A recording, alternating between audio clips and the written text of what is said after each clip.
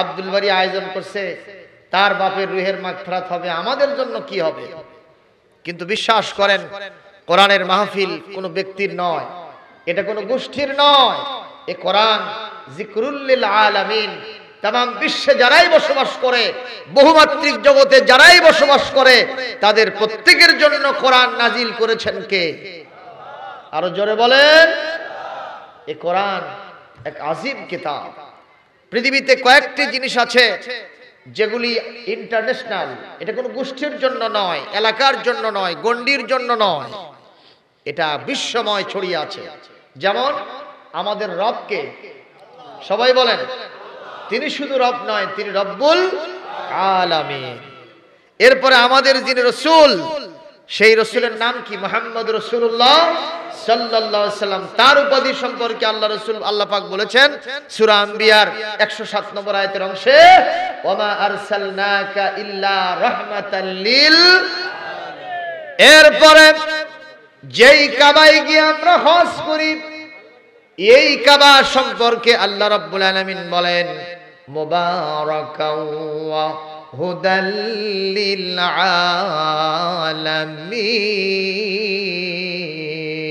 আলামিন। আল্লাহ রাব্বুল আলামিন বলেন কাবা শরীফটা এটাও কোনো গোষ্ঠীর নয়, এটাও কোনো গ্রুপের নয়, কোনো কওমের নয়, কোনো জাতির নয়, কোনো দলের নয়, উপদলের নয়, শুধু নেতা মন্ত্রীর নয়, সৌদি আরবের জন্য নয়, তাম পৃথিবীতে বহুমাত্রিক জগতে যারাই বসবাস করে তাদের প্রত্যেকের জন্য কাবা শরীফটা হলো বরকতময়। শুধু তাই নয়, ওখানে যারা যাবে হেদায়েতের নিশানা নিয়ে ফিরে আসবে। আগের আমল আর হজ করার পরে আমল, দুইটার ভিতরে ফার ডিফারেন্স হবে, বৈপ্লবিক পরিবর্তন হবে। আগে যদি থাকতো সুদখোর, ঘুষখোর, বেনামাজি, তার পরিবারে পর্দা মেইনটেইন হতো না, হালাল রোজগার করতো না, হারামের মধ্যেই পড়ে থাকতো। ওখান থেকে হজ করে আসার পরে সে মানুষটার জীবনের পরিবর্তন হয় কি হয় না? কথা বলেন, হয় কি হয় না? কিন্তু কিছু কিছু আছে হাজি নামের পাজি, কথা কয় না। এক হাজি নাকি হজ করে আসার পরে টেস্ট কেস হিসেবে, অন টেস্ট হিসেবে 1 মনের ভিতরে 5 কেজি কম দিয়েছে ধান। কয় কেজি? 5 কেজি।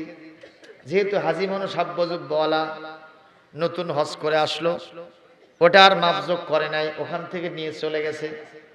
এই হাজি সাহেব মনে মনে মিটমিট করে চিন্তা করে, হাই রে, আরো যদি 5 বছর আগে হজ করতাম তাহলে মনে মনে 5 কেজি করে কম দিয়ে আমি আরো বড় লোক হতাম। একটু জোরে কর নাউজুবিল্লাহ। এইরকম হাজি নামের পাজি এখনো পৃথিবীতে আছে না নাই?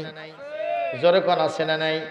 এমন হাজিও আছে মুসলমান, হজ করে আসার পরে নামাজও নাই, রোজাও নাই, যাকাতের কাছে নাই। আল্লাহ রাসূল পরকাল বোঝে না, উনি হজ করেছেন একটাই মাত্র কারণ, আমি সামনে নির্বাচনে দাঁড়াবো, যদি হাজি না হতে পারি আমার অনেক ভোটাররা আছে, তাদের কাছে কেমনে ভোট চাইবো, এই চিন্তা করে হজ করে। আপনারা বলেন তার হজ কবুল হবে? যখন হবে, তাহলে কাবাটাও হলো হুদাল লিল আলামিন। এরপরে আসেন কোরআনে কারীম, এটা সম্পর্কে আল্লাহ বলেন যিকরুল লিল আলামিন। আবার জবাব দেন আমাদের রবকে, তিনি হলেন রব্বুল আলামিন। এরপরে বিশ্ব নবী হলেন রাহমাতাল লিল আলামিন, কাবা হলো হুদাল লিল আলামিন, আর কোরআনে কারীম হলো যিকরুল লিল আলামিন। এটা হিন্দুরাও শুনবে, বৌদ্ধরাও শুনবে, খ্রিস্টানরাও শুনবে, আর্যরাও শুনবে, শিখেরাও শুনবে, ওই ইহুদি খ্রিস্টানরা শুনবে, মুসলমানরা তো শুনবেই। কথা বলে। এই জন্য গ্রামবাসীকে অনুরোধ করব, যতই দল থাক, উপদল থাক, সাম থাক, ওগুলো আজকের দিনে আপনারা ফেলে দিবেন। কোরআনে কারীমের আয়োজন হওয়ার পরে এখানে যদি আপনারা না আসেন আর যদি না শোনেন, দায়ী হতে হবে কার কাছে? জোরে কোন, কার কাছে? আমার আল্লাহর ডাইরেক্ট নির্দেশ কোরআনে কারীমের 7 নম্বর সূরা 8 নম্বর 9 নম্বর পারা সূরাতুল আরাফ 204 নম্বর আয়াতের অংশ, ইদা কুরিয়াল কুরআনু ফাসতামিউ লাহু ওয়া আনসিতু লাআল্লাকুম তুরহামুন। আল্লাহ রাব্বুল আলামিন বলেন, কোরআন যখন তেলাওয়াত হবে, কোরআন যখন পড়া হবে, কোরআনের আলোচনা যখন করা হবে, দলমত নির্বিশেষে তোমাদের যার কানে কোরআন চলে যাবে তাদের প্রত্যেকের দায়িত্ব হলো ওই মজলিসে হাজির হওয়া। চোখ মুখ কান খোলা রাখতে হবে, মনটাকে রুজু করতে হবে, পরিবেশ তৈরি করে চুপচাপের সাথে কোরআনটা শুনতে হবে। যদি তোমরা কোরআন শুনতে পারো মুসলমান, আমি আল্লাহ বলে দিলাম অবশ্যই তোমাদের জীবনটা রহমত বরকত দিয়া মালামাল হয়ে যাবে। যেরকম সুবহানাল্লাহ। সব কিছু যখন অচল, কোরআনে কারীম তখন সচল। কথা কি সত্য না মিথ্যা? জোরে বলে। ও মুসলমান, আপনাদের এলাকায় কোনোদিন কি কখনো বানর খেলা দেখানোর জন্য বানরওয়ালারা আসছিল? আসে? আগেকার দিনে এটা বেশি হতো, কি বলেন ঠিক কিনা? এখন একটু কম। তা আমাদের এলাকায় এক সময় বানর খেলা দেখানোর জন্য একটা লোক আসলো। এখন এই গ্রামে বানর খেলা দেখায়া দুপুর সময় চলছে আরেকটা গ্রামে বানর খেলা দেখানোর জন্য। তখন দিন ছিল চৈত্র মাস, আকাশে উপর থেকে যে রৌদ্র পড়ে, এটা কি সহজ না কঠিন? ওই সময় কি প্রখর রৌদ্র, মাথার চান্দি ফেটে যাওয়ার মতো অবস্থা। প্রিয় ভাইরা আমার, এক পর্যায়ে বানররা চিন্তা করলো যে আমি এই বানর কিনে এখন কেমনে যাবো। বানরও টানা নিছে যে আমি তোমার ঘাড়তে চড়বো, আমি কখনো হেঁটে হেঁটে যাব না, ঘাড়ে চড়ে যাব, কারণ লাভেই তো লোহা বয়। যেরকম ঠিক কিনা? বানর দিয়ে তুমি কামাও, বানরকে এখন তুমি কাঁধে নাও। তো বানরকে কাঁধে নিয়েছে, উপর থেকে তির্যক ভাবে সূর্য রশ্মি তার মাথার উপরে পড়তেছে, মাথার চান্দি ফেটে যাওয়ার মতো উপক্রম। এই অবস্থায় তার মনের টার্গেট, যদি একটা বটবৃক্ষ পাইতাম, ছায়াদার গাছ, তার নিচে একটু শুয়ে রেস্ট করতাম, তাহলে আমার অনেকটা আরাম হতো, একটু ঘুমায় যেতাম, ভালো হতো। এরকম একটা বটগাছও পেয়ে গেছে। বটগাছের নিচে প্রিয় বানরকে পাশে রাখছে। ওই যে ঝোলার মধ্যে চাল ডাল তরি তরকারি ছিল, যেগুলো কামাই করছে, এটা মাথার নিচে দিয়ে আস্তে করে একটু তন্দ্রার ভাব হয়েছে। কিসের ভাব? তন্দ্রা, ঘুমের ভাব। হঠাৎ করে দেখে বানর সে থেকে দেখতেছে একটা মাছি এসে বারবার ডিস্টার্ব করতেছে। একবার মনিবের নাকের ভিতরে যায়, আবার কানের ভিতরে যায়, আবার মুখের ভিতরে যায়। বলেন তো, মশা মাছি এগুলো কি ঘুমের বন্ধু না শত্রু? কি বলেন ঠিক কি না? তখন এক পর্যায়ে বানর তো প্রভু ভক্ত, বানর চিন্তা করলো এতক্ষণ ধরে আমার মনিব আমাকে কাঁধে বহন করলো, এখন এই মনিব কষ্ট পাচ্ছে, ঘুম হচ্ছে না, নিঃসন্দেহে এই মাছি আমাকে তাড়াতে হবে। মাছি ধর্ম কি একবার গেলে আর আসে না নাকি? আরে ভাই কথা কন না কেন? আসে না যায়? একবার যায় আবার আসে। তো বানর একবার তাড়াই দিল, দেখে যে না, মাছি আবার এসে বসে। দ্বিতীয়বার তাড়াইলো, আবার মাছি খেদাইলো। তৃতীয়বার তাড়াইলো, আবার মাছি এসে চতুর্থবারের মতো বসে গেল। এই পর্যায়ে বানরের ফাইনাল ডিসিশন, এখন আর তাড়ানো যাবে না, এই মুহূর্তে আমি নিঃসন্দেহে তাকে উচিত শিক্ষা দেব। কি দিয়ে উচিত শিক্ষা দেই? ওর মাথায় বুদ্ধি খেলে গেছে। আমি তো দেখেছি মুনিব একটা চাকু তার ঝোলার ভিতরে রাখছে, ওই আস্তে করে চাকুটা বের করে নিয়ে রেডি, এইবার যদি তুই আসিস তোরে উচিত শিক্ষা দেব। যেই নামাসি এসে ভোঁ করে এসে মুনিবের নাকের উপরে পড়েছে, বানরের কোনো সিদ্ধান্ত নাই, একটাই সিদ্ধান্ত, আল্লাহু আকবার। আপনারা বলেন, মাছি কাটলো না বানর কাটলো? কি কাটলো? মুনিবের নাক কেটে গেল। ঠিক না বে ঠিক বল? মুনিবের নাক কাটলো, মুখ কাটলো, রক্তস্নাত পরিবেশ তৈরি হয়ে গেছে। মুনিব এখন ঘুম থেকে তাড়াতাড়ি জেগে চিন্তা করলো, হাই রে, আমার এই ক্ষতি সাধন কে করলো? কে আমার নাক মুখ কাটলো?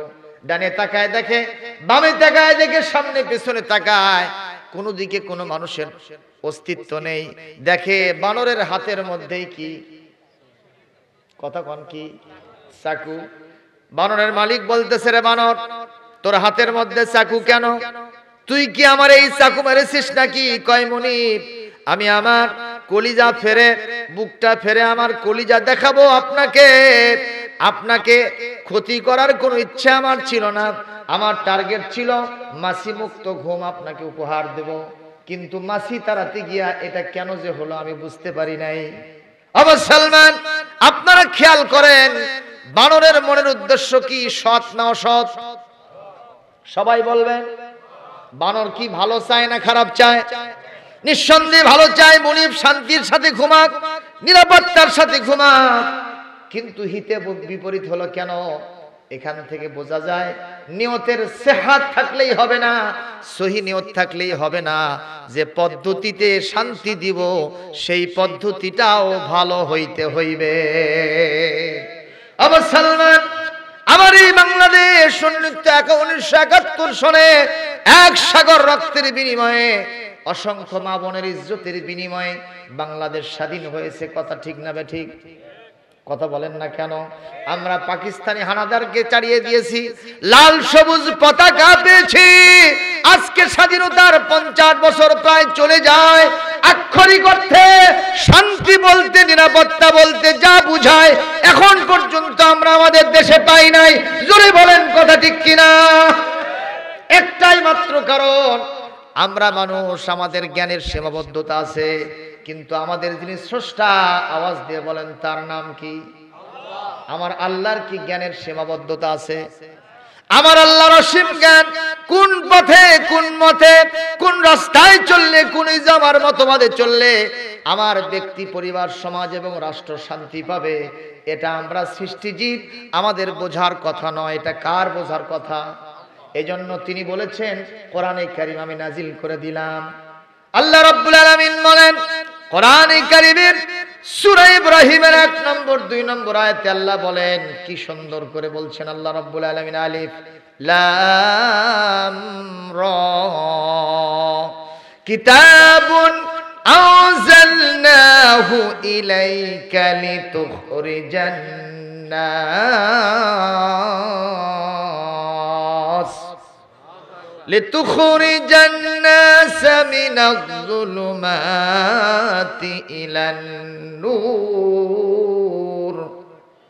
بإذن ربهم إلى صراط العزيز الحميد। একটু জোরে বল আল্লাহু আকবার, আরো জোরে বল আল্লাহু আকবার।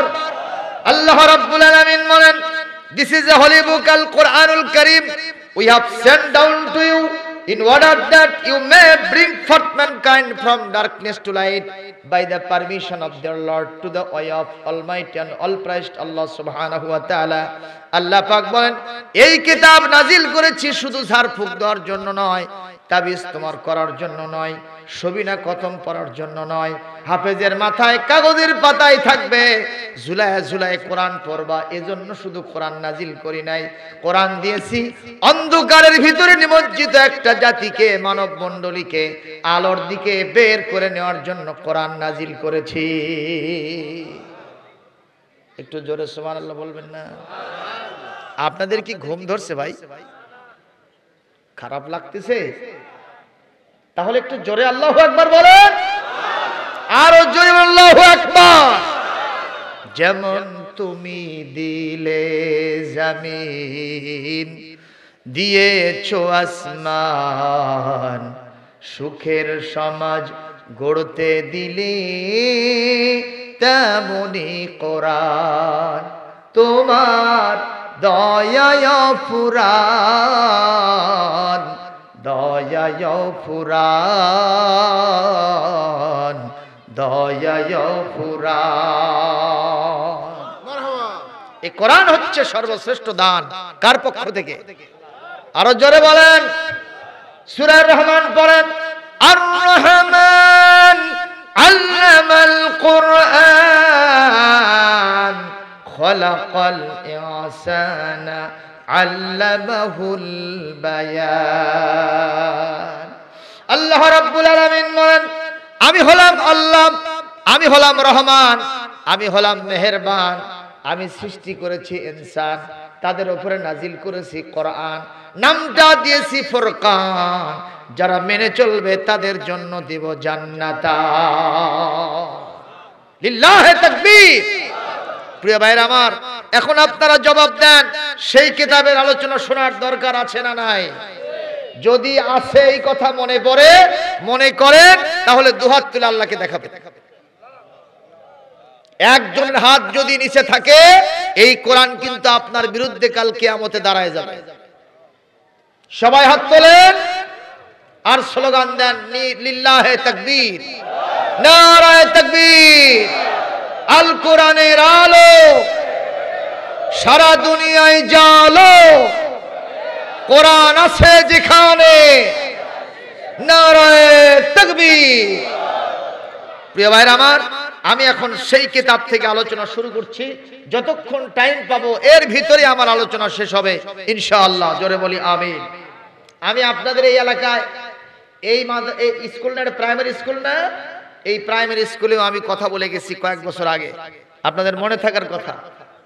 একবার এসেছিলাম আমি, মনে আছে আপনাদের? ওয়াজ করে গিয়েছিলাম।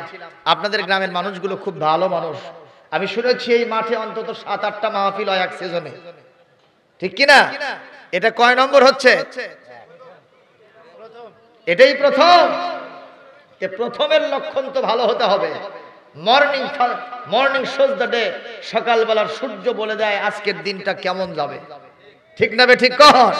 এই জন্য প্রথম মাহফিলে আপনাদেরকে অত্যন্ত সুন্দর কায়দা নিয়ে, কৌশল নিয়ে, সুন্দর মেজাজ নিয়ে বসতে হবে, যাতে সামনের গুলো ইনশাআল্লাহ সফল হয়ে যায়। বলি না আল্লাহুম্মা আমিন। আমি আপনাদের সামনে যেখান থেকে আলোচনা করার জন্য উপস্থাপন করেছি আয়াত, এটি কোরআনে কারীমের 30 নম্বর পারার 2 নম্বর সূরা সূরাতুন নাজিআত। আমি 37 থেকে 42 নম্বর এই 5টি আয়াত তেলাওয়াত করেছি। জোরে কোন মারহাবা। এই আয়াতের ভিতরে আমরা কে কে জান্নাতে যেতে চাই আর কে কে জাহান্নামে যেতে চাই, আল্লাহ পাক জান্নাতে যাওয়ার জন্য মাত্র 2টা কোয়ালিটির বর্ণনা করেছেন। এই 2টা জিনিসের উপরে আমল করলে তারা জান্নাতে যাবে, সুবহানাল্লাহ। আর জাহান্নামে যাওয়ার জন্য বেশি কিছু লাগবে না। 2টা দোষ যদি আপনার ভিতরে ঢুকে যায়, আপনি খাঁটি জাহান্নামী, তাতে কোনো সন্দেহ নাই। আপনারা কি জান্নাতে যাবেন না জাহান্নামে? সবাই আবারও হাত তোলেন, কে কে জান্নাতে যাবেন? চাওয়া লাগবে আল্লাহর কাছে। কিছু কিছু লোকের হাত ওঠে নাই, হাত নামান। হাত যাদের উঠলো না তারা কারা বলবো? তারা কারা? ওই স্কুলে গিয়ে এক স্যার জিজ্ঞেস করছে, বাবা ছাত্রদেরকে বলছে, বাবা তোমরা কে কে জান্নাতে যাবে রে? সব ছাত্র হাত তুলছে। কয় হাত? 2 হাত তুলছে। তো দেখে একটা ছাত্র হাত তোলে নাই, ও মাথা নিচু করে শুধু কাঁদতেছে। স্যার জিজ্ঞেস করলো, বাবা সবাই জান্নাতে যাবে, তুমি যাবা না? কয় না স্যার যাবো না। কে? কয় মা কাছে স্কুলে যাবো, সোজা বাড়িতে আসবো, কোনটি জানতে আস না বাবা। এখান থেকে কি বোঝা গেল? কি বোঝা গেল? ওই ছাত্রের টার্গেট হলো, চিন্তা হলো, স্যার বোধহয় আমাকে এখনই জান্নাতে নিয়ে গেল, মায়ের সাথে বোধহয় আর দেখা সাক্ষাৎ হলো না। এরকমও কিছু এখানে থাকতে পারে। বউক বলাচ্ছে যে যতই বক্তা আসুক, আজকের বক্তা খালি উঠবি আর নামবি, পোলা সেই রকম গন্ধ হয়েছে, এই পোলা নিয়ে আসবো, তুই দরজা খুলে বসে থাকিস। কথা কন না কেন? হুজুর কামা যেভাবে অ্যাটিটিউড দেখাচ্ছে, সম্ভবত এখনই জান্নাতে নিয়ে যাবে। জান্নাতে যদি যায় তাহলে ওই বউকে বোধহয় আর পাই না, বউ বোধহয় পাই না, মায়ের সাথেও বোধহয় দেখা সাক্ষাৎ হয় না। এরকম চিন্তা নিয়ে অনেকে বসে থাকতে পারে। জোরে কোন ঠিক কিনা? এমনি এখনই যদি জান্নাতের অর্ডার হয়ে যায়, যাইতে রাজি আছেন? কথা বলেন, এখনই যদি জান্নাতের অর্ডার হয়, যাইতে রাজি আছেন? কারণ জান্নাতে যাইতে পারলেই লাভ, যতক্ষণ যাবেন না ততক্ষণ আপনার জন্য অ্যাচিভমেন্ট ফেল হবে, আপনার জীবনে অনেক লস হবে। কারণ জান্নাত সম্পর্কে আল্লাহ নিজে বলেছেন, ওয়ালাকুম ফিহা মা তাশতাহি আনফুসুকুম ওয়ালাকুম ফিহা মা তাদউন নুজুলাম মিন গফুরির রহিম। আল্লাহ রাব্বুল আলামিন বলেন, জান্নাত এমন একটা জায়গা, ওইখানে যাওয়ার পরে তুমি আমার আল্লাহর কাছে যা দাবি করবা, আল্লাহ রাব্বুল আলামিন তোমার দাবি পূরণ করে দেবে। যা ডিমান্ড করবা, দুনিয়াতে তোমার জন্য যা নাজায়েজ ছিল, জান্নাতের মধ্যে সেটা তোমার জন্য জায়েজ হয়ে যাবে। কে বলেছেন? জোরে বলেন, কে বলেছেন? এজন্য জান্নাতে যেতে পারলেই লাভ হবে। আপনি জান্নাতে যাওয়ার পরে আল্লাহকে বলবেন, আল্লাহ আমার মনের বড় আশা জাগতেছে। কি আশা? আমি আমার বাপকে চাই, আমার মাকে চাই, আমার দাদা দাদিকে চাই, আমার ছেলে মেয়েকে, আমার বিবিকে জান্নাতে চাই, আমার ভালোই লাগতেছে না। এই আয়াত প্রমাণ করছে আপনার দাবি করতে দেরি হবে, আমার আল্লাহর ওই সমস্ত মানুষদেরকে আপনার কাছে পৌঁছে দিতে এতটুকু দেরি হবে না। এজন্য জান্নাতে যেতে হবে। মুসলমান ভাইরা আমার, জান্নাতে যাওয়ার জন্য বেশি কাজ করা লাগবে না। আল্লাহ পাক এখানে জান্নাতে যাওয়ার জন্য দুইটা কাজের কথা বলেছেন, আর জাহান্নামে যারা যাবে তাদের দোষ বলেছেন মাত্র দুইটা। প্রথমে আল্লাহ জাহান্নামীদের আলোচনা করেছেন এই কারণে, একটা মানুষ যদি পায়খানার ভিতরে পড়ে থাকে, ওই মানুষটার শরীরে কি আপনি নতুন জামা পরাইয়া দিবেন? কথা বোঝেন নাই? কথা কি বুঝতে পেরেছেন? একটা লোক পায়খানার মধ্যে পড়ে আছে, এই লোকটার গায়ে কি আপনি নতুন জামা পরাইয়া দিবেন? কি করবেন? আগে ওখান থেকে উঠায়া নিবেন, তারপরে দূরে থেকে নল দিয়ে এরকম পানি স্প্রে করবেন। পায়খানাগুলো পরিষ্কার হওয়ার পরে সাবান, সোটা, ডিটারজেন্ট পাউডার যা আছে এগুলো দিয়ে আপনি সুন্দর করে পরিষ্কার পরিচ্ছন্ন করার পরে গাটা মুছে দিয়া নতুন জামা পরাই দিবেন। আমি বান্দাকে আগে উদ্ধার করব, এরপরে তাকে আমি দুইটি কোয়ালিটির মাধ্যমে জান্নাতে দিয়ে দেব। যেরকম সুবহানাল্লাহ। এখন জাহান্নামে যারা যাবে তাদের দোষ কয়টা ভাইজান? একটু এরকম করে দেখান তো, ভি চিহ্ন দেখান। কয়টা দোষ? আরো জোরে কয়টা? জোর হলো না, সবাই বলেন আরো জোরে। একটু মিছিল করেন ভাই, এই যে সামনে আসিতেছে বিপুল সমারোহে ইউনিয়ন পরিষদ নির্বাচন, চেয়ারম্যান বসে আছে, দেখবেন ভোটের সময় আমি তো বলি ভোটের চা আর খেরের পালার পচা পানি দুইটার মধ্যে কোনো প্রকারের পার্থক্য নাই, আছে না নাই? তো এইরকম চা খেয়ে খালি দেখবেন যে এমন মিছিল শুরু হয়ে যাবে, ওই বাপও বাপকে বলতেছে বেটা ভাই করে, আবার বাপও বেটাকে বলতেছে ভাই করে, আছে না নাই? সম্মানীয় উপস্থিতি, এই জন্য মাঝে মধ্যে একটু কোরআনের মাহফিলে আপনাদেরকে মিছিল করতে হবে। জাহান্নামীদের মাত্র দুইটা দোষ। এক নম্বর দোষ, যারা জাহান্নামে যাবে শুনতে হবে কান বন্ধ দিয়ে, বড় লস হবে যদি না শোনেন, আর যদি শোনেন বড় লাভ হবে। আল্লাহ পাক বলতেছেন সর্বপ্রথম, ফাআম্মা মান তাগা, যারা এই পৃথিবীতে তাগুতি শক্তি হয়েছে, যারা বিদ্রোহ করেছে, সীমা লঙ্ঘন করেছে, যারা এই পৃথিবীতে আমার নবীর সাথে, আমার নবী আনা দায়িত্ব যারা পালন করেছে, ইমানদারদের সাথে, আমার কিতাবের সাথে, আমার ইসলামের সাথে যারা খারাপ ব্যবহার করেছে, বিদ্রোহ করেছে, সীমা লঙ্ঘন করেছে, নাফরমানি করেছে, এই ব্যক্তিগুলি কাল কিয়ামতে জাহান্নামে যাবে। চিৎকার দিয়ে বলেন নাউজুবিল্লাহ। দুই নম্বর, আসারুল হায়াতাদ দুনিয়া, দুনিয়ার জীবনকে আখিরাতের উপরে প্রাধান্য দিয়েছে, এই ব্যক্তিগণ জাহান্নামে যাবে। এখন তাগুতি শক্তি কারা? তাফসীরুল কোরআন বিল কোরআন করতে চাই। আল্লাহ রাব্বুল আলামিন কোরআনে কারীমের এই নাজিয়াত সূরার ভিতরে, আমি তো এখানে পড়লাম 37 নম্বর আয়াত, আল্লাহ বলতেছেন একটু পিছনের দিকে যাও, 17 নম্বর আয়াত। কারা কারা তাগুতি আচরণ করেছিল তাদের দৃষ্টান্ত যদি দেখতে চাও, এই আয়াত তুমি পড়ে নাও, বুঝতে পারবা। আল্লাহ পাক বলেন, ইযহাবু ইলা ফিরআউনা ইন্নাহু তাগা। জোরে বলেন আল্লাহু আকবার। আল্লাহ রাব্বুল আলামিন হযরত মুসা আলাইহিস সালাম কে বলেন, মুসা রে, তোমাকে নবুয়ত দিলাম, এইটা প্রচারের জন্য তুমি সর্বপ্রথম চলে যাও ফিরআউনের কাছে। কার কাছে? ফিরআউনের কাছে। কারণ ফিরআউন ইন্নাহু তাগা, ফিরআউন সবচেয়ে বেশি সীমালঙ্ঘন করেছে, তাগুতি আচরণ করেছে। ও মুসলমান, ফিরআউনের যা আকার আকৃতি ছিল, তার যা কার্যক্রম ছিল, ফিরআউনের যে ভূমিকা ছিল, এই ভূমিকাটা কি মুসার সাথে খুব ভালো ছিল? ব্যবহারটা কি ভালো ছিল? কেমন ব্যবহার করেছে শোনেন। হযরত মুসা আলাইহিস সালাম যখন জন্ম নিয়েছেন, এই কথাটা বাইদি বাই ফিরআউনের কানে চলে গেছে। ফিরআউন তখন হন্যে হয়ে খুঁজতেছে তার বাহিনীর মাধ্যমে, তার বাহিনী কম্বিং অপারেশন চালায়, চিরুনি অভিযান চালায়, এই পুত্র সন্তান কোথায় জন্ম নিল, আমরা তাকে ধরবো আর মেরে জমিন থেকে বিদায় করে দিব। ভাইরা আমার, হযরত মুসা আলাইহিস সালামের মা, নাম তার বারেখা, উনি তার সন্তানকে নিয়ে বাড়িতে অবস্থান করেন। মুসা আলাইহিস সালামের আব্বা ইমরান, উনি অবস্থান করতেছেন কোথায়? উনি অবস্থান করতেছেন ফিরআউনের রাজ দরবারে। ফিরআউনের রাজদরবার থেকে হযরত মুসা আলাইহিস সালামের আব্বা বাসায় যখন ফিরে এসেছেন, বাসায় আসার সাথে সাথে ওনার চেহারাটা কালো হয়ে গেল।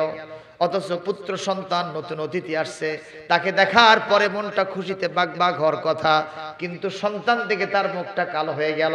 স্ত্রী বলতেছে, প্রাণের স্বামী, এত সুন্দর পয়গম্বরী চেহারা, ফুলের পাপড়ির মতো নাদুস নুদুস চেহারা সন্তান, এরা দেখে আপনি মন খারাপ করেছেন কেন? কেন আপনি মন খারাপ করেছেন? হযরত মুসার আব্বা বলতেছেন, এবারে খান, কলিজার টুকরা সন্তান দেখলে আমার মনের ভিতরে আনন্দ উতলে উঠছে, সত্যি হয়েছে, কিন্তু একটা বিষয় হলো, আমি তো রাজদরবার থেকে আসলাম, ফিরআউন সিদ্ধান্ত নিয়েছে পুত্র সন্তান যেখানেই পাবে জমিন থেকে কেটে কেটে বিদায় করে দেবে।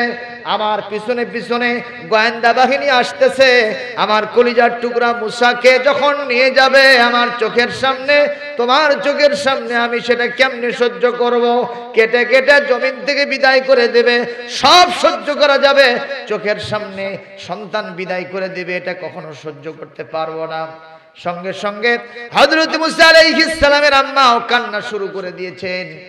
ইতিমধ্যে আলাপচারিতার ভিতরেই ফিরআউন বাহিনী হযরত মুসার বাড়ির ভিতরে চলে আসা শুরু করছে। জানালা দিয়ে দেখা যায় ওদিক থেকে ফিরআউন বাহিনী আসতেছে। মুসা আলাইহিস সালামের ছোট বোন মাকে বলতেছে, মা, আমার ভাইয়াকে মনে হয় আর বাঁচাতে পারবো না, কি করা যাবে? সিদ্ধান্ত গ্রহণ করো। মা বলতেছে, পাগলি মেয়ে, কি বলো তুমি? বলে না, মা দেখো, দেখো, ওই যে আসতেছে ফিরআউন বাহিনী, আমাদের ভাইয়াকে বাঁচানো বড় কঠিন হয়ে যাবে। এক পর্যায়ে দরজা ভেঙে ভিতরে যখন প্রবেশ করেছে হযরত মুসা আলাইহিস সালামের মা, আস্তে করে সন্তানটাকে তার বোনের কোলে দিয়েছে, তার মেয়ের কোলে দিয়েছে। হযরত মুসা আলাইহিস সালামের বোন এই সন্তানকে নিয়ে রান্নাঘরের ভিতরে ঢুকে পড়েছেন। ইতিমধ্যেই ফিরআউন বাহিনী ওই বাড়ির ভিতরে ঢুকে সব জায়গায় খোঁজাখুঁজি করতে থাকে, আর মুসা আলাইহিস সালামের মায়ের দিকে তাকাতে থাকে যে, মা, কিছুদিন আগে সন্তান প্রসব করেছে, সিমটম দেখলে বোঝা যাবে কিনা? আরে আপনারা কথা কন না কেন? বোঝা যাবে না, যাবে না। যখন এই পরিস্থিতি হযরত মুসা আলাইহিস সালামের মাকে দেখে বলে, নিঃসন্দেহে এই মেয়ে সন্তান প্রসব করেছে, কিন্তু সন্তান তো তার কোলের ভিতরে দেখি না, দোলনার উপরেও দেখি না, সব জায়গায় খোঁজাখুঁজি করলাম, কোথাও তো সন্তান পাওয়া যায় না। যখন পাওয়া যায় না, ওরা তখন রান্নাঘরের দিকে যাওয়া শুরু করেছে। হযরত মুসা আলাইহিস সালামের বোন কলিজার টুকরা ভাইকে আহারে বাঁচানোর জন্য বুদ্ধি শুদ্ধি না পেয়ে তাড়াতাড়ি জ্বলন্ত আগুনের ভিতরে হযরত ছোট্ট মুসা আলাইহিস সালামকে ফেলে দিয়েছে। আল্লাহু আকবার। মুসলমান জবাব দিবেন, আগুন কার তৈরি? মানুষ কার তৈরি? মানুষের মতো মানুষ হতে পারলে, আল্লাহর খাঁটি গোলাম হতে পারলে অবশ্যই আগুন মানুষের কোনো ক্ষতি করতে পারে না, পানিও মানুষের কোনো ক্ষতি করতে পারে না, প্রাকৃতিক দুর্যোগও মানুষের কোনো ক্ষতি করতে পারে না, যদি সে আসল গোলাম হয়ে যায়। জোরে বলুন ঠিক কিনা? ওই নমরুদ বাহিনী হযরত মুসা, হযরত ইব্রাহিম আলাইহিস সালামকে আগুনের মধ্যে ফেলে দিয়েছিল কি দেয় নাই? কিন্তু আগুন কি হযরত ইব্রাহিমকে পোড়াইছিল? মুসা আলাইহিস সালামকে পানির ভিতরে দিয়েছিল ফিরআউন এক সময়। কথা বলেন ঠিক না বেঠিক? দুকুল ছাপিয়ে অতল তলদেশ নদী আল্লাহ পাক রাস্তা বের করে দিয়েছেন, ওখান থেকে তিনি পার হয়ে গেছেন। নদী তার কোনো ক্ষতি করে নাই, এত পানি তার কোনো ক্ষতি করলো না। আল্লাহ বিদ্রোহী যারা ছিল, আল্লাহর এন্টি শক্তি যারা ছিল, যারা ওই ফিরআউন বাহিনী নদীর ভিতরে নিমজ্জিত হলো, জমিন থেকে নেস্তে নাবুদ হয়ে বিদায় হয়ে চলে গেল। আমার আল্লাহ রাব্বুল আলামিন আগুনের উদ্দেশ্যে বলেন, কুলনা ইয়া নারু কুনি বারদান ওয়া সালামান আলা ইব্রাহিম। হে আগুন, আবার ইব্রাহিমের জন্য তুমি শান্তিদায়ক ঠান্ডায় পরিণত হয়ে যাও, নাতিশীতোষ্ণ হয়ে যাও, তুমি এয়ার কন্ডিশন রুমে পরিণত হয়ে যাও। সুবহানাল্লাহ। সেই আল্লাহ হযরত মুসা আলাইহিস সালামকে তার ছোট্ট বোন যখন আগুনের মধ্যে জ্বলন্ত উনুনের ভিতরে ফেলে দিয়েছে, আল্লাহ রাব্বুল আলামিন হযরত মুসা আলাইহিস সালামকে ইব্রাহিম আলাইহিস সালামের কায়দায় জমিনে বেঁচে রেখেছেন, কোনো সমস্যা হয় নাই। জোরে বলেন সুবহানাল্লাহ। সে আল্লাহ এখনো আছেন না নাই? সবাই বলেন। ওই আগে যেরকম ছিলেন সেরকমই আছে তো নাকি? একটু বুড়ো টুড়ো হয় নাই? নাউজুবিল্লাহ কোন? আরে মেয়ে, আমার আল্লাহ বুড়ো হয় না, আমার আল্লাহর বয়স হয় না। তিনি চিন্ময় অব্যয়ক্ষয়, তিনি যেমন ছিলেন তেমন আছেন, তেমন থাকবেন অনন্তকাল ধরে। তার বান্দাদের সাথে যারা খারাপ আচরণ করবে ফিরআউনের মতোই শেষ করে দিবে। আল্লাহ পাক তার বান্দাদেরকে রক্ষা করবেন। জোরে কোন ঠিক কিনা? সে আল্লাহর নামে একটু গান গাইবেন না? একটু বলেন, আল্লাহ আল্লাহ জপো মন জপো আল্লাহ আল্লাহ। সবাই বলেন, আল্লাহ আল্লাহ জপো মন জপো আল্লাহ আল্লাহ। জীবন হবে ফুলে ফলে নূরে উজালা। আল্লাহ আল্লাহ জপো মন জপো আল্লাহ আল্লাহ। সবাই বলেন, আল্লাহ আল্লাহ জপো মন জপো আল্লাহ আল্লাহ। ওই নাম জপে আদম পেলেন ভুলের মাফি, ইব্রাহিমের অগ্নি কুণ্ডে ও নাম ছিল কাফি। ঠিক কিনা? ওই নাম জপে নূহের তরি পার হয় উর্মি মালা। আল্লাহ আল্লাহ জপ মন জপো আল্লাহ আল্লাহ। আরে ভাই বলেন, আল্লাহ আল্লাহ জপো আল্লাহ আল্লাহ।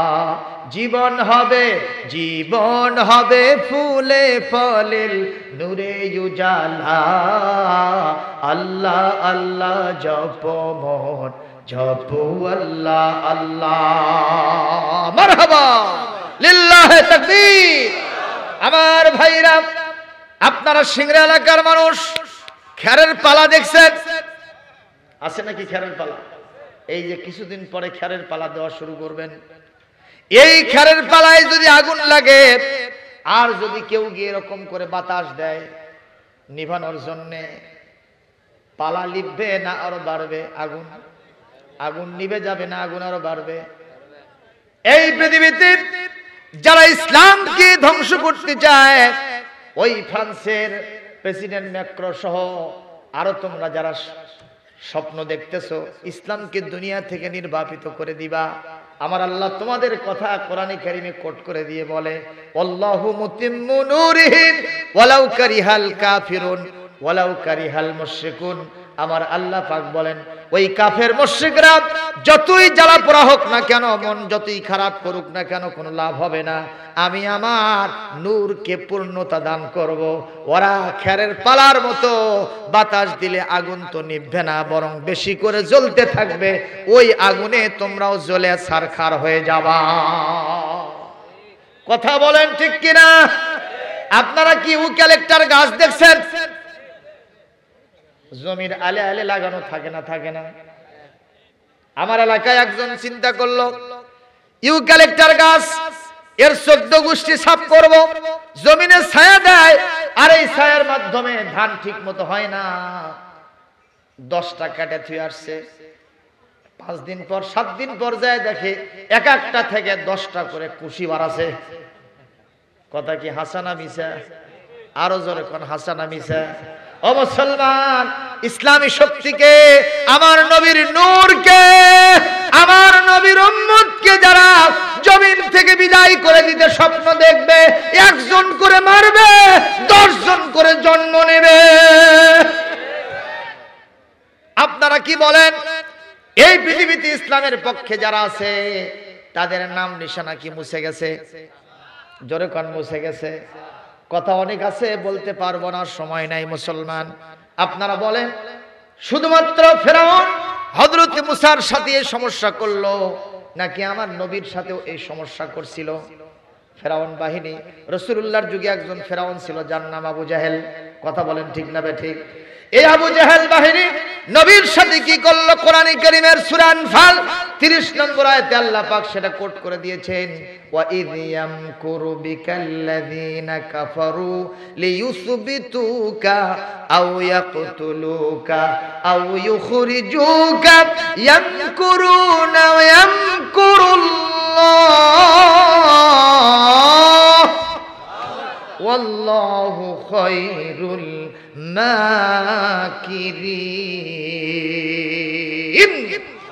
আল্লাহ রাব্বুল আলামিন বলেন, হে নবী, আপনার সাথে ওরা ষড়যন্ত্র শুরু করেছিল, আপনাকে আপনার ব্যাপারে তাদের ফাইনাল ডিসিশন অ্যাসেম্বলি ভবনে বসে 1 নম্বর ডিসিশন ছিল আপনাকে ওরা জেলখানায় আবদ্ধ করবে, আর 2 নম্বর সিদ্ধান্ত ছিল আপনাকে ওরা এই দেশ থেকে বের করে অন্য দেশে তাড়ায় দেবে, নির্বাসনে পাঠিয়ে দেবে, আর 3 নম্বর ফাইনাল ডিসিশন হয়েছিল ইয়াকতুলুকা, আপনাকে জমিন থেকে কতল করে নাম নিশানা জমিন থেকে জনমের মতো মিশায়া দেবে।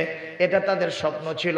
কিন্তু আমি আল্লাহ পাক বলেন ইয়ামকুরুনা ইয়ামকুরুল্লাহ, ওরাও ষড়যন্ত্র করেছিল, আমি আল্লাহ ষড়যন্ত্রের শুধু জবাব দিয়েছিলাম। ওদের চোখের সামনে দিয়া আমি আপনাকে নিরাপদে মদিনা মুনাওয়ারায় পৌঁছে দিয়েছি, ওরা আপনাকে ঠেকাতে পারে না। কথা বলেন ঠিক কিনা? মুসলমান খেয়াল করেন যে নবীজি হযরত আবু বকরের সাথে রাতের বেলায় পালায়া পালায়া মক্কা থেকে মদিনায় চলে গেলেন। সেই নবীজি 8 বছর পরে, কয় বছর? 8 বছর পরে মক্কা বিজয়ের দিন 1 নয় 2 নয় অন্তত 10,000 সাহাবীর সাথে তিনি মক্কায় প্রবেশ করেছেন, কেউ বাধা দিতে পারে নাই। কথা বলেন ঠিক কিনা? আমার আল্লাহর কাজে যারা বাধা দিতে চায় ওরা আল্লাহর সাথে দেয় পাল্লা, যারা দেয় পাল্লা তাদের থাকে না কাল্লা। জোরে কোন সুবহানাল্লাহ। একটু জবাব দেন, আমাদের রবের নাম কি? তার সাথে দিও না পাল্লা, থাকবে না কারো কাল্লা। জোরে কোন সুবহান। আবার জবাব দেন, আমাদের রবের নাম কি? তার সাথে দিও না, থাকবে না কারো। কে কে পাল্লা দেবেন হাত তোলেন। ওই যে এক চাচা হাত তুলে আছে, ওয়াজ বুঝতে পারতেছে না বোধহয়, মনে হয় ওয়াজ বুঝতে পারতেছেন না। এই ভাইজান, ওয়াজ যদি না বুঝতে পারেন তাহলে কিন্তু ওর বেকায়দা হয়। কি কায়দা হয়? বেকায়দা হয়। কি বলেন? ওই যে একজন লোক তার বেটাকে বিয়ে করাবে, তো তখন বিয়ের পোশাক ছিল এই কিস্তি টুপি আর শেরওয়ানি। কথা বুঝতে পারছেন? এখন কিছুদিন আগে তার এক ভাতিজাক বিয়ে করাইছে। এই লোক আবার কাঞ্জুস মার্কা, তো কিপটা মানুষ, তো বিয়ের পোশাক শেরওয়ানি কিস্তি টুপি বানাতে অনেক টাকা লাগে। তো বলছে, একেবারে আব্দুল করিম, তুই তো কয়েকদিন আগে বিয়ে করলো, বিয়ের পোশাকগুলো কি আছে নাকি বেশি ফেল দিস? না আছে, ওগুলো পড়ে আছে। তো একটু তোর জ্যাঠাতো ভাইকে বিয়ে করাবো, আমার ছেলেটাকে বিয়ে করাবো, তে তুই এগুলো একটু হাওলাত দিবি। কয়েছে আচ্ছা নিয়ে যান, সমস্যা নেই। আমাকে একটু বিয়ে নিয়ে যাবেন কে বাবা? কয় যে অনেককে দাওয়াত দিলাম, ওরা আসে নাকি তা জানি না, কিন্তু তুই তো বিয়ের পোশাক উপহার দিলি, ধার দিলি, তোরে তুই এমনি নিয়ে যাওয়া দরকার, কোনো সমস্যা নাই, চ যাই। ওকে সাথী করে নিয়ে গেছে, বিয়ে শাদী সব শেষ হয়ে গেছে। এখন বর দেখানোর পালা, কোনে দেখার পালা, হয় না হয় না কন? এখন বর বসে আছে, তো কোলদারা যারা ছিল দুলো ভাই, তারা বললো যেহেতু উনি কিস্তি টুপি আর শেরওয়ানি উপহার দিছে, আজকে আমাদের এই অধিকার ছেড়ে দিয়ে ওনাকেই পাশে বসায় দিলাম, উনি পরিচয় করে দিক। কথা বুঝতেছে? ইতিমধ্যে একজন এসে বলতেছে, বর কোনটা? এই সাহেব বলতেছে, বর এইটা, কিন্তু শেরওয়ানিটা আমার। জোরে কোন সুবহানাল্লাহ। কি সমস্যা হলো না? হলো না? তো এখন বরের পিতা আস্তে আস্তে এসে কানে কানে কয়, আচ্ছা শেরওয়ানি যে তোমার, সে কথা কি এখানে বলতে হবে? আচ্ছা বুঝতে পারিনি ঘরে, এটা আমি বুঝতে পারিনি। তার একজন আসছে, বর কোনটা? ও বলতেছে, বর এইটা, খবরদার শেরওয়ানি কিন্তু আমার নয়। আচ্ছা শেরওয়ানি যে ওর নয়, এ কথা কি আবার বলা লাগবে? যেই বলছে শেরওয়ানি আমার নয়, লোকেরা চিন্তা করছে মনে হয় এর ভিতরে কিছু একটা আছে। জোরে কোন ঠিক কিনা? কিস্তি টুপি আর শেরওয়ানির ওয়াজ শুনতেছেন তো? এক পর্যায়ে বরের পিতা বলল, বাবা তোমার যে শেরওয়ানি না, এই কথা কি আবার বলতে হবে? আপনারা শুনতেছেন কথা? এদিকে তাকান, হুজুর তো উঠবে আপনাদের সামনে। এখন কিছুক্ষণ পর বলতেছে, চাচা শেরওয়ানির প্রশ্ন আর উঠবে না, আপনি চিন্তা করেন না, যে কোনো জিনিস একবার দুইবার তিনবার তো হয়। তো এবার আরেকজন আসছে, বর কোনটা? এই লোকটা বলতেছে বর এইটা, তবে শেরওয়ানির ব্যাপারে কোনো প্রশ্ন করতে পারবে না। আচ্ছা আপনারা বলেন প্রশ্ন কি হলো না হলো না? বরের পিতা এই শেরওয়ানিওয়ালা আর কিস্তিওয়ালাকে যেভাবে বুঝাতে চায় ও কি তা বোঝে? তাহলে এটা কি কায়দা হলো না বেকায়দা হলো? আজকে আপনারা কি আমার ওয়াজ বুঝতে পারলেন কিছু? জাহান্নামে যাওয়ার জন্য কয়টা দোষ লাগবে? সবাই বলেন কয়টা? এক নম্বর, ওই ফেরাউন আর নমরুদ আবু জেহেল আমার নবীর সাথে যেরকম আচরণ করলো, এই রকম আচরণ পৃথিবীতে যারা করতে থাকবে এরা সবাই খাঁটি কি? সবাই বলেন খাঁটি জাহান্নামী। আর দুই নম্বর, আসারুল হায়াতাদ দুনিয়া, যারা দুনিয়ার জীবনকে আখিরাতের উপরে প্রায়োরিটি দেয়, আখিরাত তাদের কাছে তুচ্ছ, দুনিয়াটাই তাদের কাছে গণ্যমান্য, দুনিয়াটাই সবচেয়ে বেশি তাদের জন্য উপযুক্ত, এটাই তারা চায়, আখিরাতে কিছুই পেতে চায় না। আপনারা বলেন দুনিয়ায় আমরা কি কিয়ামত পর্যন্ত বেঁচে থাকব? সবাই বলেন দুনিয়াতে আমরা কিয়ামত পর্যন্ত থাকব না। এমন কি আমরা তো জানি যারা শুধু মারা যায়, খাটনির উপরে উঠানো হয়, এই লোকগুলি মারা গেল, আমাদের জন্য আরো টাইম আছে না? আল্লাহ পাক ভিন্ন কথা বলছেন কোরআনে কারীমের সূরাতুজ জুমার 42 নম্বর আয়াতে আল্লাহ বলছেন, শুনেন, আল্লাহু ইয়াতাওয়াফাল আনফুসা হিনা মাউতিহা ওয়াল্লাতী লাম তামুত ফি মানামিহা। আল্লাহ রাব্বুল আলামিন বলেন, যাদের আজরাইল আসার জন্য উপযুক্ত সময় এসেছে, আজাল চলে এসেছে, আজরাইল তো তাদেরকে ধরবে, ডেড বডি করে লাশ করে ফেলে দিয়ে যাবে। এ লোক তো একবারে মারাই গেল, দুনিয়াতে থাকার আর সুযোগ থাকবে না, ও লাশ হয়ে কবরে চলে যাবে। কিন্তু তোমরা এখনো যারা আজরাইল আসে নাই, এই সময় হয় নাই, মনে করবা না যে আমরা লাগাম ছাড়া, তোমাদেরকেও আমি লাগাম দিয়ে রাখছি। তার মানে হলো তোমাদের যাদের মৌতের সময় আসে নাই, প্রত্যেক দিন যখন তুমি ঘুমাতে যাও, রাতের বেলা হোক আর দিনের বেলায় হোক, যখনই তুমি ঘুমাও, ওই ঘুমটাও তোমার জন্য একটা মৌতের ব্যবস্থা আমি আল্লাহ করে রাখি। চিৎকার দিয়ে বলেন আল্লাহু আকবার। ঘুমটা আমাদের জন্য মৌত কে বললেন? এই ঘুম যে আমাদের জন্য মৌত কে বললেন? আরো জোরে বলেন কে বললেন? হযরত আলী কাররামাল্লাহু ওয়াজহাহু, তিনি জ্ঞানের রাজ্যের তরুণ গেটয় ছিলেন। তিনি বলেছেন এই আয়াতের ব্যাখ্যায়, যখন মানুষ ঘুমায় যায় প্রাণটা তার শরীরে থাকে না, তবে প্রাণের একটা রেশ সেখানে থাকে। যেমন এই যে শীতের ভিতরে আমরা ল্যাপতোষক রোদের ভিতরে একটু গরম করতে দেব কি দেব না?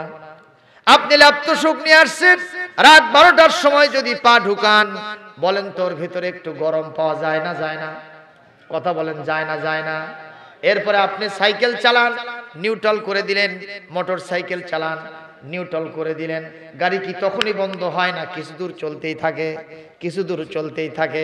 মুসলমান ভাইরা আমার, আমরা যখন ঘুমায় যায় এই মুহূর্তে প্রাণটা আমাদের শরীরে থাকে না, আল্লাহর হাতে থাকে।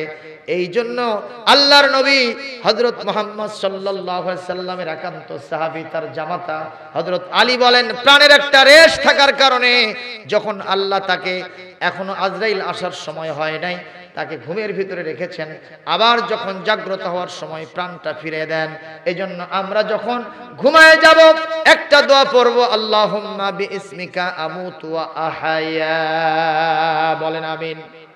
সবাই বলেন আল্লাহুম্মা বিইসমিকা আমুতু ওয়া আহয়া। হে আল্লাহ, আমি তোমার নামেই জিন্দা, আমি তোমার নামে মৃত্যুবরণ করতেছি, আবার তোমার নামেই জিন্দা হব। এরপরে যখন সকালবেলা ঘুম থেকে উঠব, আল্লাহ রাব্বুল আলামিন আমাদেরকে দোয়া শিখিয়ে দিয়েছেন, আলহামদুলিল্লাহিল্লাযী আহয়ানা বাদামা আমাতানা ওয়া ইলাইহিন নুশুর। আল্লাহ পাক শিখিয়ে দিয়েছেন, ঘুম থেকে জাগার পরে তুমি তো মরেই গেছিলে, এখন তুমি যখন জিন্দা হতে পেরেছো, একা পারো না, আমি আল্লাহ জিন্দা করেছি। এই জন্য দোয়া করো, হে আল্লাহ আপনার শুকরিয়া আদায় করছি, সেই মহান সত্তার শুকরিয়া আদায় করছি যিনি আমাকে মৌতের পরে আবার জিন্দা করলেন। এটাই আমার শেষ জিন্দা নয়, আমি পৃথিবীতে কিয়ামত পর্যন্ত থাকবো না। ওয়া ইলাইহিন নুশুর, আজ হোক কাল হোক তার কাছেই আমাকে ফিরে যেতে হবে। জোরে বলুন কথা ঠিক কিনা? এই জন্য রাতের বেলায় যখন ঘুমায় যাব এই দোয়াটা পড়বো, ঘুম থেকে সকালে যখন জাগবো এই দোয়াটা পড়বো, বলি আমিন। প্রিয় ভাইরা আমার, আমি আপনাদের উদ্দেশ্যে বললাম দুনিয়ার জীবন আমাদের শেষ নয়, একটা জীবন আছে সর্বপ্রথম এবং সর্বশেষ এবং সর্বশ্রেষ্ঠ, সবচাইতে বেশি ভ্যালুয়েবল সেই জগৎটা যার নাম আখিরাত। জোরে কোন সুবহানাল্লাহ। জান্নাতের মধ্যে একটা পান্টি রাখবেন, পান্টি সরি এটা রাখবেন, এই জায়গাটুকুর যা মূল্য তাম পৃথিবী আসমান জমিন সব বিক্রি করলে ওই জায়গার মূল্য দেওয়া যাবে না। সুবহানাল্লাহ। আর একটা হাদিসে আসছে আমাদের মা বোনেরা যে বিছানা সুন্দর করে সাজায়, এই বিছানার উপরে একটা বিছনা চাদর দেয়, দেয় না দেয় না বলে, এই বিছানার চাদরের দুই পাশে দেখবেন কিছু কিছু ঝুলমুলালি এরকম একটু সুতা বের হয়ে থাকে, থাকে না ভাই? একটু থাকে।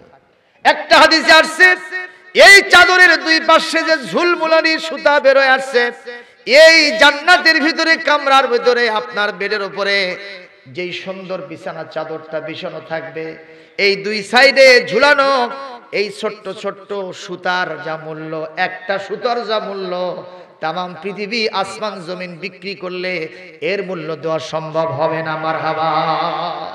সেই জান্নাত চাই না, চাই না? তাহলে দুহাত তুলে আল্লাহকে দেখান, আবার দেখান। সর্বশেষ মহান আল্লাহ আমাদেরকে জান্নাত কবুল করুন, জান্নাতে মঞ্জুর করুন, কবুল করুন, আমাদের সবাইকে জান্নাতবাসী করুন। জোরে কোন আমিন। এই গ্রামের আমওয়াতগণ মরহুম মাগফুর বাস্তুল্লাহ রাহিমাহুল্লাহ নব্বরাল্লাহু মারকাদাহু ওয়া জাআলাল জান্নাতা মাসওয়াহু, যার স্মরণে যার স্মৃতিকে ধরে রাখার জন্য মাহফিলের আয়োজন হয়েছে, ইন্তজাম হয়েছে, তার জন্য সহ গোটা গ্রামবাসীর মাইয়িত যারা কবরে আছেন সকলের জন্য দোয়া করলাম। আজকের মাহফিলের ওসিলায় আল্লাহ সকলের আযাব চিরতরে মাফ করে দিন, কবরগুলি জান্নাত বানিয়ে দিন, বলি আমিন।